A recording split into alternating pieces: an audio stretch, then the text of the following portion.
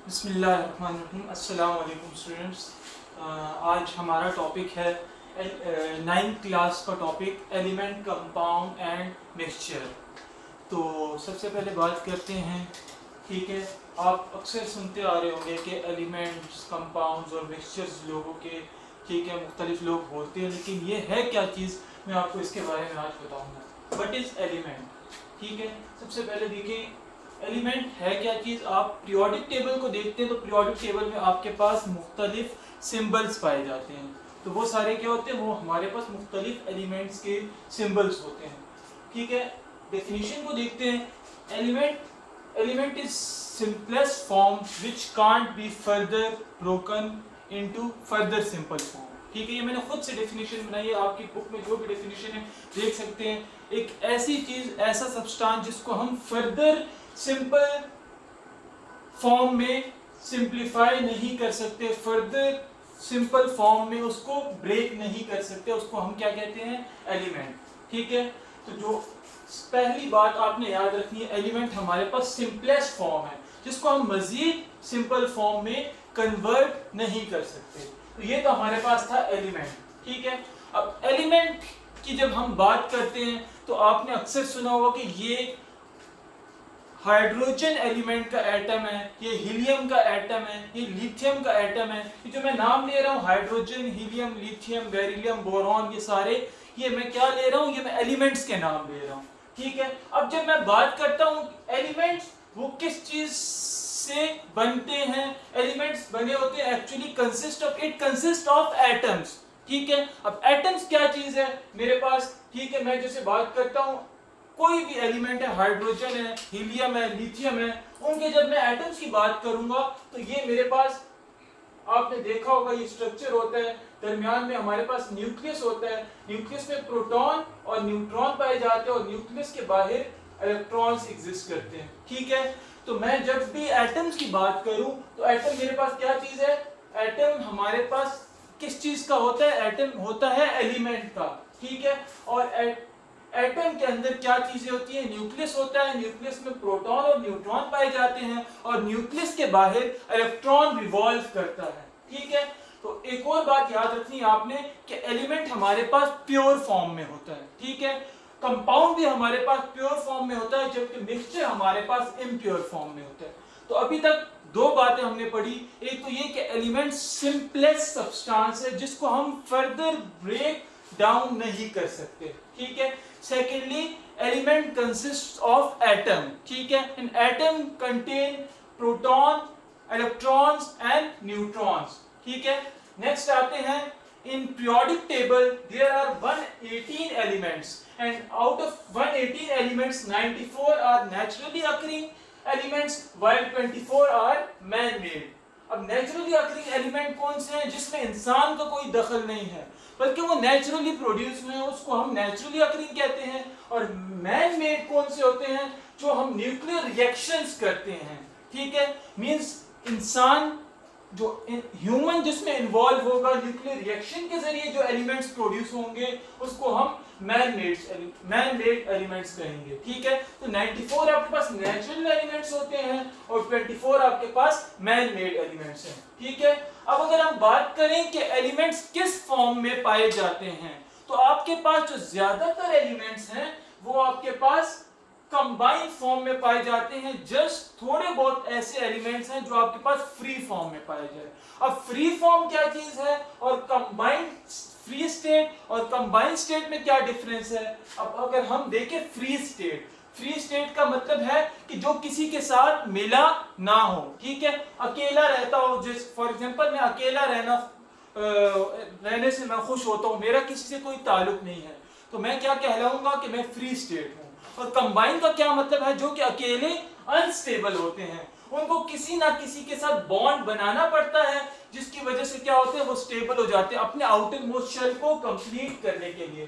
तो आप देख सकते हैं यहाँ पे हमारे पास क्या लिखा हुआ है, only few elements found in free state, जैसे कि हीलियम, नियॉन, इनको किसी के साथ मिलने की जरूरत नहीं है क्योंकि ऑलरेडी इनका ऑक्टेट कंप्लीट होता है, ऑलरेडी इनमें इलेक्ट्रॉन्स कंप्लीट होते हैं, ये स्टेबल होते हैं तो इनको किसी के साथ मिलने की जरूरत नहीं है, इसलिए ये फ्री स्टेट में पाए जाते हैं। जबकि अगर मैं कंबाइंड स्टेट की बात करूं तो हमारे पास ऑक्सीजन, नाइट्रोजन और भी बहुत सी एग्जांपल है, क्लोरीन हो गया Cl2 की फॉर्म में पाया जाता है।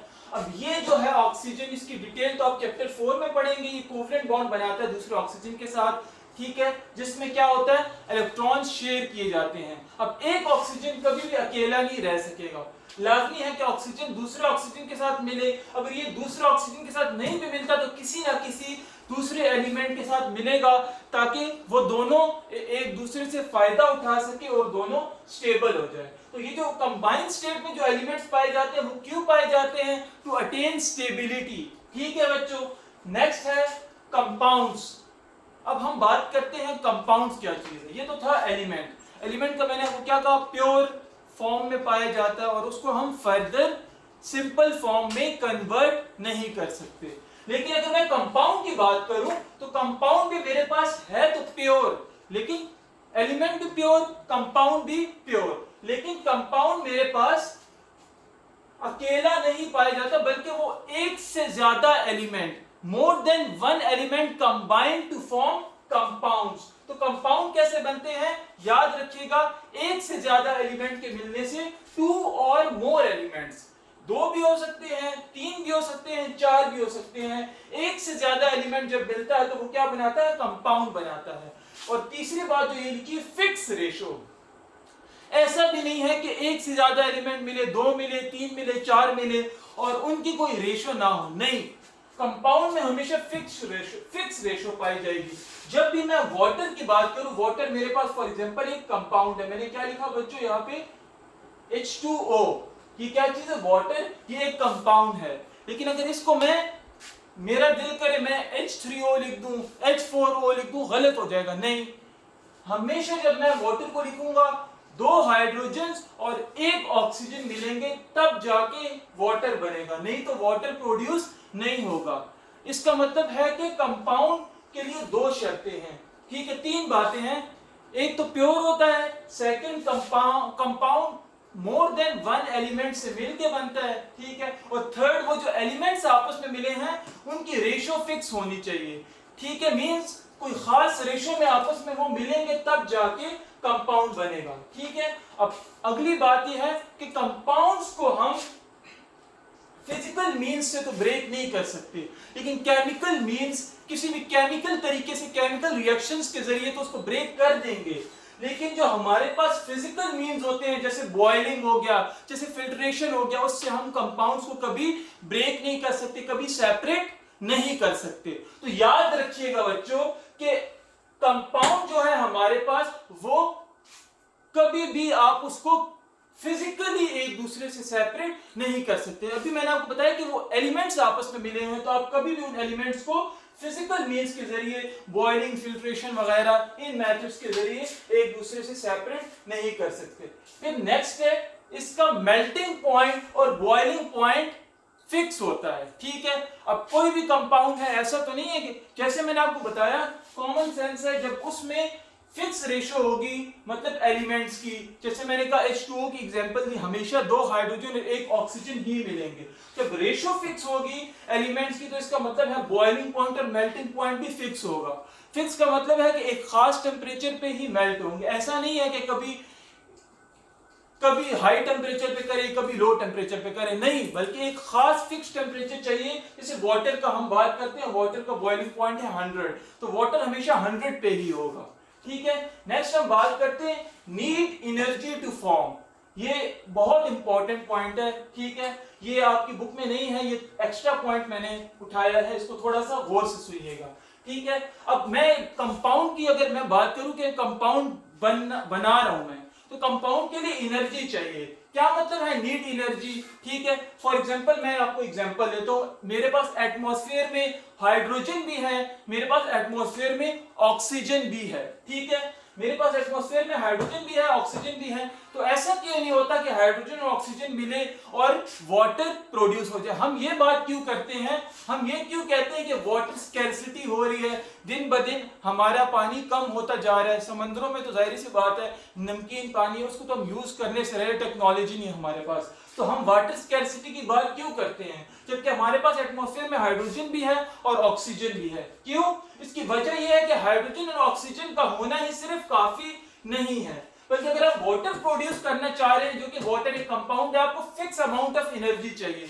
इसलिए आपके एटमॉस्फेयर में खुद से हाइड्रोजन और ऑक्सीजन मिलकर वाटर नहीं बनाते। ठीक है, तो ये बात याद रखिएगा, कोई ना कोई मुझे एनर्जी देनी पड़ेगी हाइड्रोजन को ऑक्सीजन के साथ कंबाइन करने के लिए, तब जाके मैं वाटर को प्रोड्यूस करूंगा।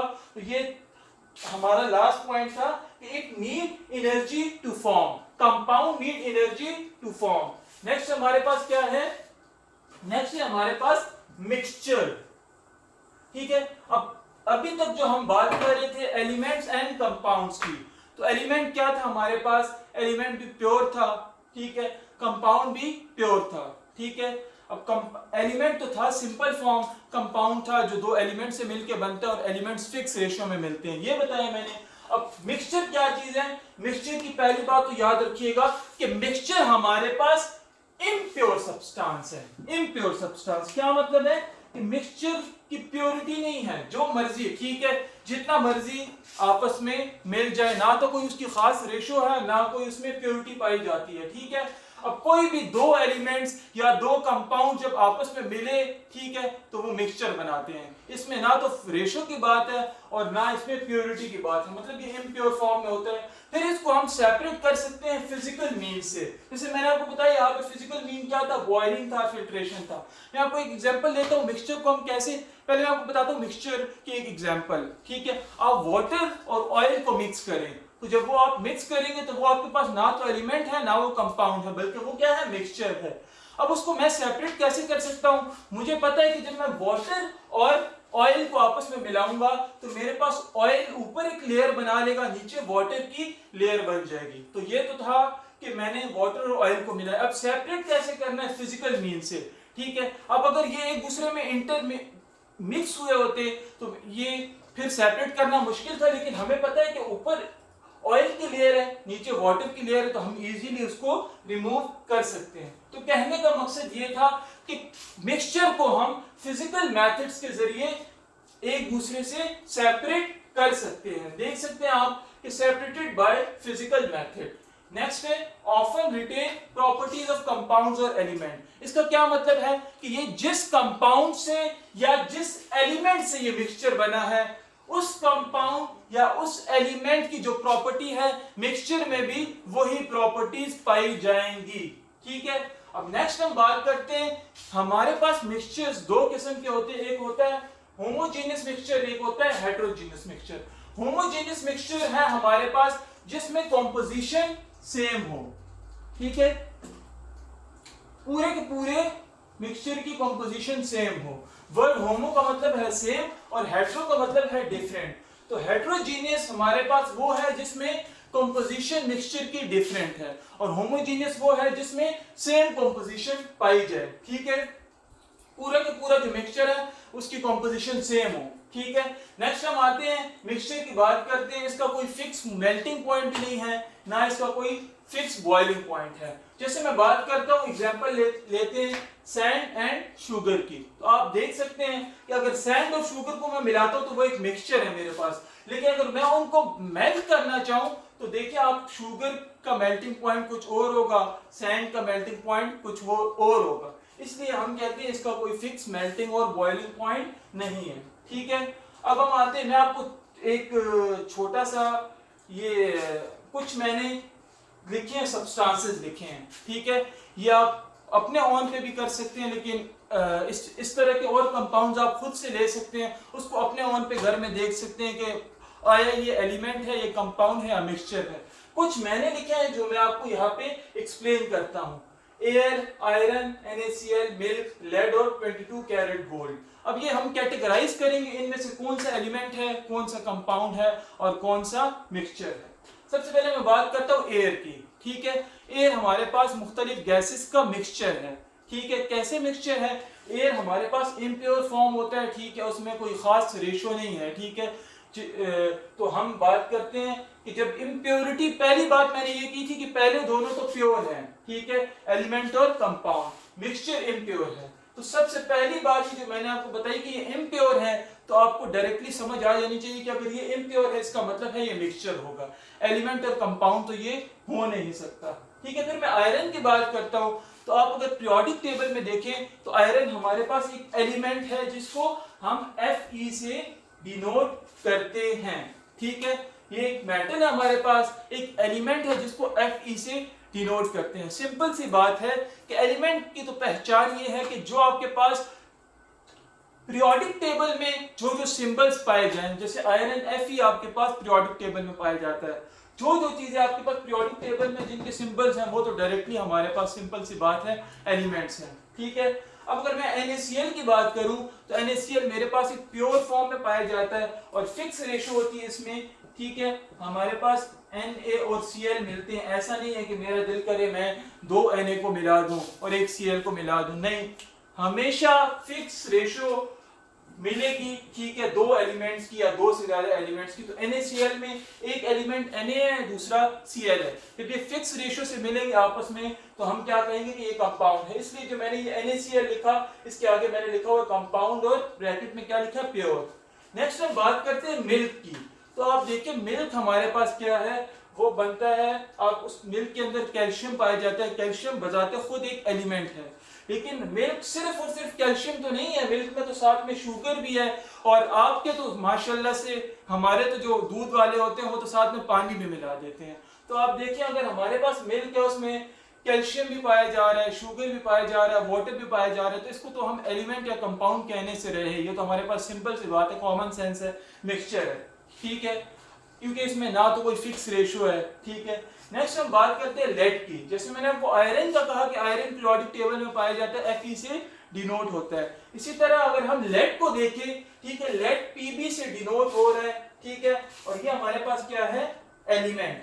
ठीक है, ये हमारे पास क्या है, एलिमेंट। लास्ट है हमारे पास 22 कैरेट गोल्ड।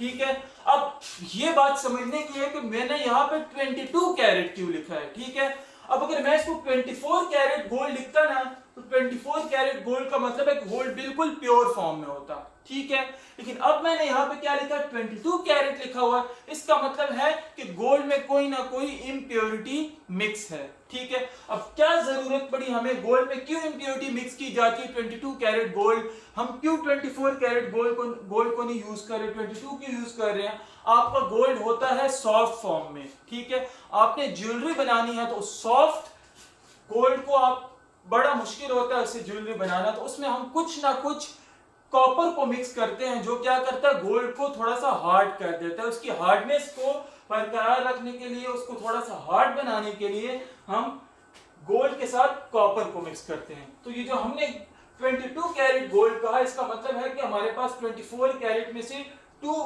क्यों रिड्यूस हुआ, 22 कैरेट क्यों बना, क्योंकि बाकी उसमें हमारे पास कॉपर है। तो इससे क्या जाहिर हो रहा है कि अगर ये प्योर फॉर्म में होता तो फिर तो मैं एक सिंपल कह सकता था कि ये गोल्ड है, ये एक एलिमेंट है। ठीक है, लेकिन अब इसमें कॉपर मिल गया तो अब ये एलिमेंट नहीं रहा, अब ये क्या बन गया, मिक्सचर बन गया। ठीक है, तो याद रखिएगा कि जब भी अगर अकेले गोल्ड होता तो वो हमारे पास एलिमेंट होता, लेकिन गोल्ड के साथ कॉपर मिला हुआ है। अच्छा, एक और बात आपको बताता चलूं कि जब भी हमारे पास 2 या 2 से ज्यादा मेटल्स आपस में मिलते हैं, जैसे मैंने यहाँ पे आपको बता रहा हूँ कि गोल्ड के साथ कॉपर मिला हो, उसको हम एलॉय कहते हैं। ठीक है, ये तो अलग बातें हैं, इसकी डिटेल आप बाद में कभी मौका मिला इंशाल्लाह एक्सप्लेन करेंगे हम, लेकिन फिलहाल मैं आपको इतना बता रहा हूँ कि कॉपर और गोल्ड आपस में मिलकर एलॉय बना रहे हैं। ठीक है, तो इस वजह से ये हमारे पास क्या मिक्सचर है। तो बच्चों ये था हमारा आज का टॉपिक और उम्मीद है कि आपको समझ आई होगी। ठीक है, और ये जो मैंने आपको ये कुछ लिख के दिए सब्सटेंसेस, इसके अलावा आप खुद से भी सब्सटेंसेस ले सकते हैं। ठीक है, और आप होम प्रैक्टिस कर सकते हैं, खुद देख सकते हैं, कैटेगराइज कर सकते हैं कि ये एलिमेंट है, ये कंपाउंड है, ये मिक्सचर है। और अगर आपको कोई क्यूरी, कोई मसला होता है तो कमेंट सेक्शन में पूछ सकते हैं। थैंक यू सो मच, अल्लाह हाफिज़।